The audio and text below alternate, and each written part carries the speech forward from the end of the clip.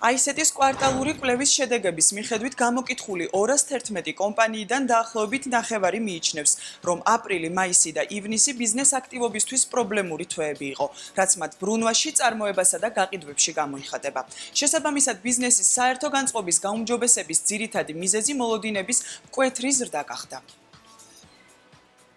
ეს გაუმჯობესება არ არის მიმდინარე აქტივობების ხარჯზე. ანუ ბიზნესებმა 2011-მა გამოკითხულმა კომპანიამ თქვა, რომ მათი მიმდინარე საქმიანობა არ გაუმჯობესებულა, თუმცა მათ თქვეს, რომ მათი განწყობა მომავლის შესახებ არის ბევრად უფრო ოპტიმისტური, ვიდრე იყო.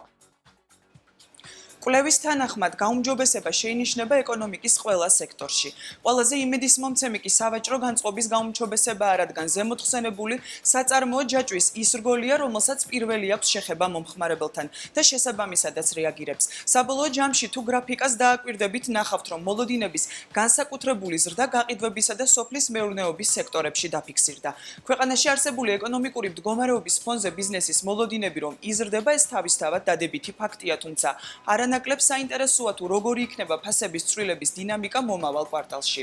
გამოკითხვა მაჩვენა, რომ მოსალოდნელი გასაყიდი ფასის ინდექსი მცირედით 16-დან 3-მდე შემცირდა. გასაყიდი ფასის შესახებ მოლოდინების ფორმირებაზე გავლენას რამდენიმე ფაქტორი ახდენს.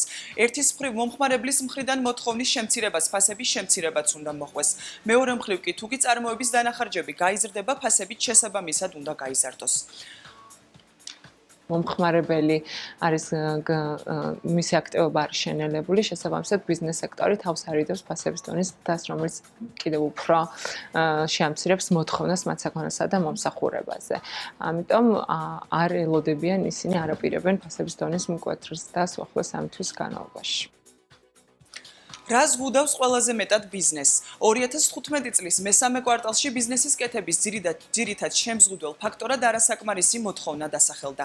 მსხვილი ფირმების 35%-მა ბიზნეს საქმიანობის ძირითად ხელის შემცვლელ მიზეზად არასაკმარისი მოთხოვნა დაასახელა.